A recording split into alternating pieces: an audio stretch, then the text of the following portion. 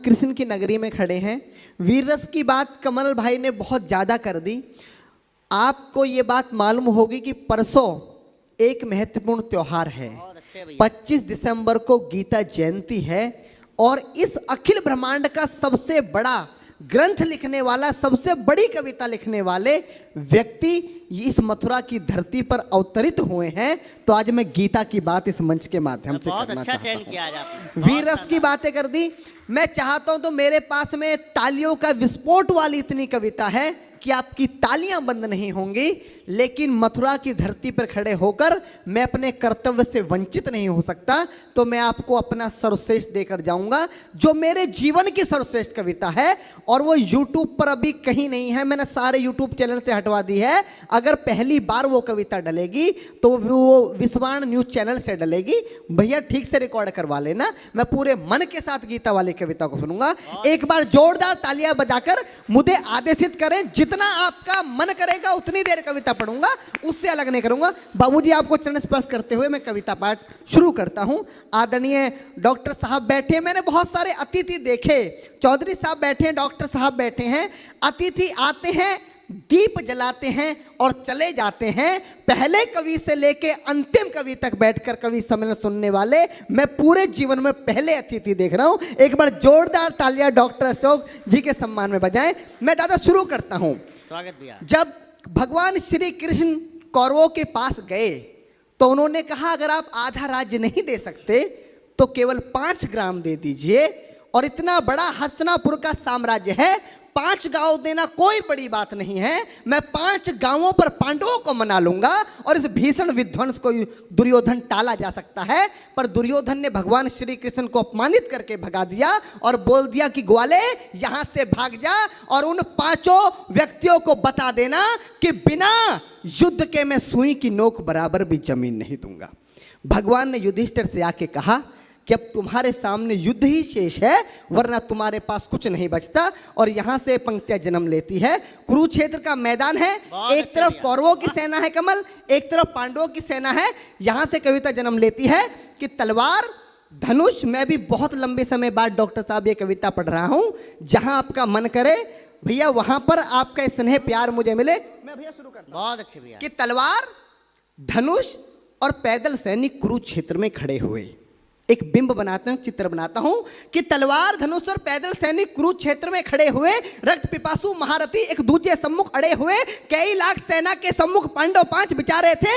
एक तरफ थे योद्धा सब, एक तरफ समय के मारे थे। महासमर की प्रतीक्षा में, महासमर की प्रतीक्षा में सारे ताक रहे थे जी, और पार्थ के रथ को स्वयं केशव हाँक रहे थे जी। बहुत बस इतना आपका प्रेम मिलेगा तो मेरा काम चल जाएगा, क्योंकि जो बड़ी कविता होती है वो तालियों की मोहताज नहीं होती। कि और पार्थ के रथ को स्वयं केशव हाँक रहे थे जी, रणभूमि के सभी नजारे देखने में कुछ खास लगे। माधव ने अर्जुन को देखा, अर्जुन उन्हें उदास लगे। कुरुक्षेत्र का महासमर एक पल में तभी सजा डाला। 5 जन्य उठा कृष्ण ने मुख से लगा बजा डाला। हुआ शंखनाद जैसे ही सबका गर्जन शुरू हुआ, रक्त बिखरना हुआ शुरू और सबका मर्दन शुरू हुआ। कहा कृष्ण ने उठ पार्थ, कहा कृष्ण ने उठ पार्थ, और एक आंख को मीच जरा, गांडी पर रख बाणों को, प्रत्यंचा को खींच जरा, और आज दिखा दे रणभूमि में, आज दिखा दे रणभूमि में योद्धा की तासीर। यहाँ इस धरती पर कोई नहीं अर्जुन के जैसा वीर, यहाँ इस धरती पर कोई नहीं अर्जुन के जैसा वीर। यहाँ सुनी बात माधव की तो अर्जुन का चेहरा उतर गया, सुनी बात माधव की तो अर्जुन का चेहरा उतर गया।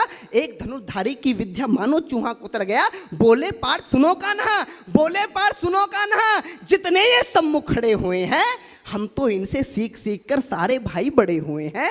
इधर खड़े बाबा भीष्म ने मुझको गोद खिलाया है, गुरु द्रोण ने धनुष बाण का सारा ज्ञान सिखाया है, सभी भाई पर प्यार लुटाया कुंती मात हमारी ने, कमी कोई नहीं छोड़ी थी प्रभु माता गांधारी ने। ये जितने गुरुजन खड़े हुए हैं सभी पूजने लायक हैं, माना दुर्योधन दुशासन थोड़े से नालायक हैं। मैं अपराध क्षमा करता हूं, अरे मैं अपराध क्षमा करता हूं, बेशक हम ही छोटे हैं ये जैसे भी हैं, आखिर माधव सब ताऊ के बेटे हैं। बहुत बहुत आभार कि जैसे भी हैं। बहुत बढ़िया डॉक्टर साहब कि जैसे भी हैं आखिर माधव सब ताऊ के बेटे हैं और छोटे से भूभाग की खातिर हिंसक नहीं बनूंगा मैं। इंद्रप्रस्थ के इतने बड़े राज्य को एक धर्म से भटका हुआ योद्धा अर्जुन एक जमीन का टुकड़ा बताता है और भगवान से कहता है कि छोटे से भूभाग की खातिर हिंसक नहीं बनूंगा मैं, छोटे से भूभाग की खातिर हिंसक नहीं बनूंगा मैं, स्वर्ण ताकर अपने कुल का विध्वंसक नहीं बनूंगा मैं। अरे खून सने हाथों को होता राजभोग अधिकार नहीं, परिवार मारकर गद्दी मिले तो सिंहासन स्वीकार नहीं, परिवार मारकर गद्दी मिले तो सिंहासन स्वीकार नहीं। और रथ पर बैठ गया अर्जुन, रथ पर बैठ गया अर्जुन, मुंह माधव से मोड़ दिया, रथ पर बैठ गया अर्जुन, मुंह माधव से मोड़ दिया, आंखों में आंसू भरकर गांडीव हाथ से छोड़ दिया। बहुत जिंदाबाद दिया। आंखों में आंसू भरकर गांडीव हाथ से छोड़ दिया। गांडीव हाथ से जब छूटा माधव भी कुछ अकुलाए थे। भगवान ने सोचा कि इसने तो बेइज्जती करा दी, इससे अच्छा तो मैं शंखनाद नहीं करता, पर भगवान अपनी बेइज्जती कभी स्वीकार नहीं करते कि गांडीव हाथ से जब छूटा माधव भी कुछ अकुलाए थे। शिष्य पार्थ पर गर्व हुआ, मन ही मन हर्षाए थे। भगवान ने सोचा इसका सब कुछ जा रहा है, लेकिन ये अब भी परिवार की बात कर रहा है, संस्कार की बात कर रहा है, तो कहीं ना कहीं मेरे संस्कार हैं कि गांडीव हाथ से जब छूटा माधव भी कुछ अकुलाए थे। शिष्य पार्थ पर गर्व हुआ, मन ही मन मुस्काए थे। मन में सोच लिया अर्जुन की बुद्धि न सड़ने दूंगा, समर भूमि में पार्थ को कमजोर नहीं पड़ने दूंगा। धर्म बचाने की खातिर एक नव अभियान शुरू हुआ। उसके बाद जगत गुरु का गीता ज्ञान शुरू हुआ। उसके बाद जगत गुरु का गीता ज्ञान शुरू हुआ। एक नजर में एक नजर में एक नजर में एक नजर में रणभूमि के कनकन डोल गए माधव। टकटकी बांधकर देखा अर्जुन, एकदम बोल गए माधव, पार्थ मुझे पहले बतलाते, ए पार्थ मुझे पहले बतलाते, मैं संवाद नहीं करता, पार्थ मुझे पहले बतलाते, मैं संवाद नहीं करता, तुम सारे भाइयों की खातिर कोई विवाद नहीं करता। पांचाली के तन पर लिपटी साड़ी खींच रहे थे वो, दोषी वो भी उतने ही हैं, जबड़ा बीच रहे थे जो, घर की इज्जत तड़प रही कोई दो टूक नहीं बोले, पौत्र बहू को नगन देखकर गंगा पुत्र नहीं खोले, तुम कायर बनकर बैठे हो, ये पार्थ बड़ी बेशर्मी है। संबंध उन्हीं से निभा रहे जो लोग यहाँ अधर्मी है। हे पांडु के पुत्र, अरे हे पांडु के पुत्र, धर्म का कैसा कर्ज उतारा है। अरे शोले होने थे आंखों में पर बहती जलधारा है। शोले होने थे आंखों में, शोले होने थे आंखों में, शोले होने थे आंखों में, शोले थे होने आंखों में, शोले होने थे आंखों में पर बहती जलधारा है। और गांडीव उठाने में पार्थ, गांडीव उठाने में पार्थ जितनी भी देर यहां होगी, गांडीव उठाने में पार्थ जितनी भी देर यहां होगी, इंद्रप्रस्थ के राजभवन में उतनी अंधेर वहां होगी। वाह, आभार। कविता को समझने वाले लोग बैठे हैं, कम लोग अगर कविता समझने वाले हों तो कवि की सार्थकता होती है। गांडीव उठाने में पार्थ जितनी देर यहां होगी, इंद्रप्रस्थ के राजभवन में उतनी अंधेर वहां होगी। इंद्रप्रस्थ के राजभवन में अधर्म धर्म की गहराई में खुद को नाप रहा अर्जुन, अधर्म धर्म की गहराई में खुद को नाप रहा अर्जुन। अश्रुधार फिर तेज हुई और थर थर कांप रहा अर्जुन। हे पार्थ मुझे बतलाओ, कुलनाशक कैसे बन जाऊं, रक्त सिंहासन लाशों पर मैं शासक कैसे बन जाऊं, कैसे उठेंगे कर उन पर जो कर पर अधर लगाते हैं। कर का मतलब होता है हाथ, अधर का मतलब होता है होठ। जो मेरे हाथों को चूमते हैं उस पर हाथ कैसे उठाऊं, कि कैसे उठेंगे कर उन पर, कैसे उठेंगे कर उन पर जो कर पर अधर लगाते हैं। करने को जिनका स्वागत ये कर भी स्वयं जुड़ जाते हैं। इन्हीं करों ने बाल काल में सबके पैर दबाए हैं, इन्हीं करों को पकड़ करों में पितामह मुस्काए हैं। अपनी बाणों की नोक जो इनकी ओर करूंगा मैं, केशव मुझको मृत्यु दे दो उससे पूर्व मरूंगा मैं, केशव मुझको मृत्यु दे दो उससे पूर्व मरूंगा मैं। बाद युद्ध के मुझे ना कुछ भी पास दिखाई देता है माधव, इस रणभूमि में बस नाश दिखाई देता है। जिंदाबाद। माधव इस रणभूमि में बस नाच दिखाई देता है। बात बहुत भावुक थी किंतु जगत गुरु मुस्काते थे और ज्ञान की गंगा निरंतर चक्रधारी बरसाते थे। जन्म मरण की यहाँ योद्धा बिल्कुल चाह नहीं करते, क्या होगा अंजाम युद्ध का ये परवाह नहीं करते। पार्थ यहाँ कुछ मत सोचो, बस कर्म में ध्यान लगाओ तुम, बाद युद्ध के क्या होगा ये मत अनुमान लगाओ तुम। इस दुनिया के रक्तपात में कोई तो थे साथ नहीं, निज जीवन का करे फैसला नर के बस की बात नहीं। तुम ना जीवन देने वाले नहीं मारने वाले हो, ना जीत तुम्हारे हाथों में तुम नहीं हारने वाले हो। ये जीवन दीपक की भांति यूं ही चलता रहता है, पवन वेग से बुझ जाता है वरना जलता रहता है। मानव वश में शेष नहीं कुछ फिर भी मानव डरता है, मानव वश में शेष नहीं कुछ फिर भी मानव डरता है।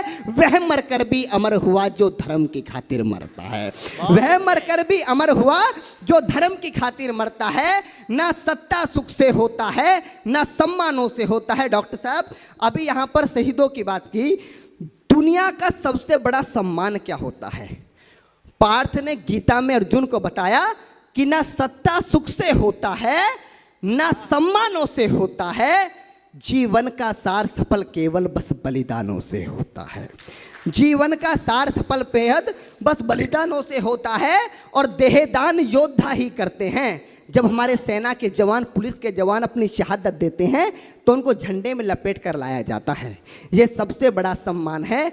वही पंक्तियां माधव ने कहा कि ना सत्ता सुख से होता है ना सम्मानों से होता है। मेरे जीवन की डॉक्टर साहब सर्वश्रेष्ठ पंक्तियां दे रहा हूं अपने जीवन की कि ना सत्ता सुख से होता है ना सम्मानों से होता है, जीवन का सार सफल केवल बस बलिदानों से होता है। और देहदान योद्धा ही करते हैं, देहदान योद्धा ही करते हैं, ना कोई दूजा जाता है। देहदान योद्धा ही करते हैं ना कोई दूजा जाता है। रणभूमि में वीर मरे तो शव भी पूजा जाता है।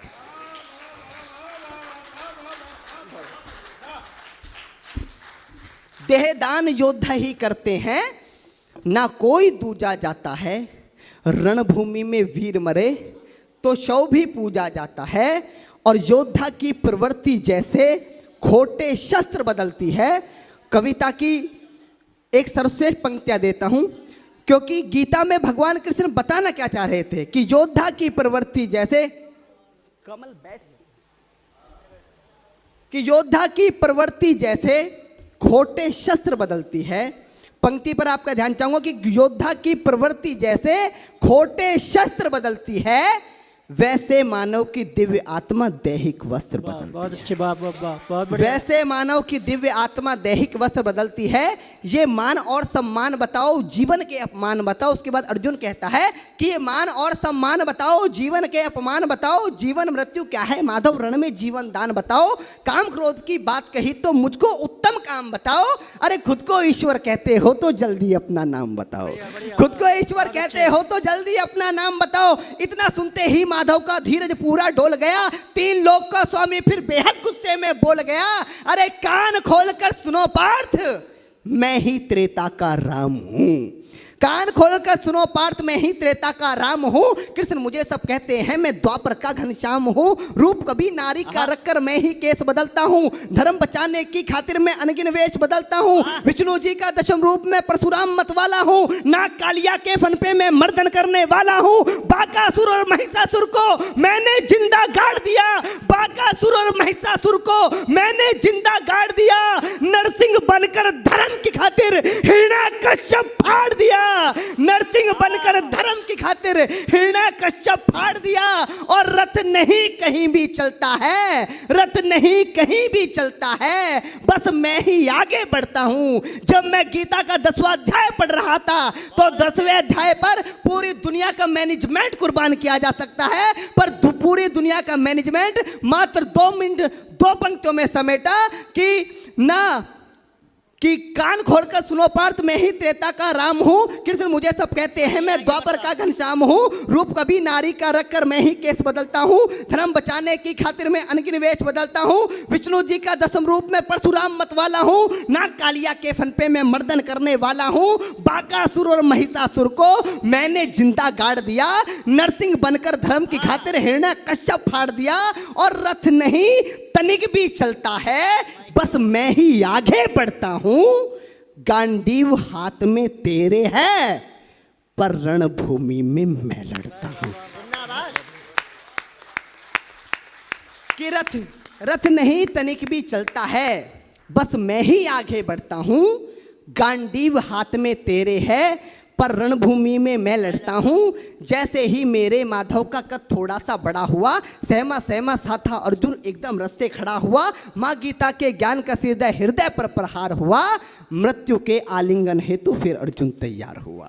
मृत्यु के आलिंगन हेतु फिर अर्जुन तैयार हुआ कि जितने यहाँ अधर्मी हैं चुन चुन कर उन्हें सजा दूंगा। इतना रक्त बहाऊंगा धरती की प्यास बुझा दूंगा। जिधर बाण चले पार्थ के सब पीछे हट जाते थे। रणभूमि के कोने कोने लाशों से पट जाते थे। धर्मराज के शीश के ऊपर राज मुकुट की छाया थी। भगवान ने युद्ध जितवा दिया। युधिष्ठिर का राज अभिषेक हुआ। कविता की अंतिम 2 पंक्तियां कि धर्मराज के शीश के ऊपर राज मुकुट की छाया थी, पर सारी दुनिया जानती थी ये बस केशव की माया थी। कि धर्मराज के शीश के ऊपर राज मुकुट की छाया थी, पर सारी दुनिया जानती थी ये बस केशव की माया थी। और धर्म किया स्थापित जिसने, धर्म किया स्थापित जिसने, दाता दया निधान की जय। हाथ उठाकर सारे बोलो चक्रधारी भगवान की जय। जिंदाबाद। वाह वाह वाह।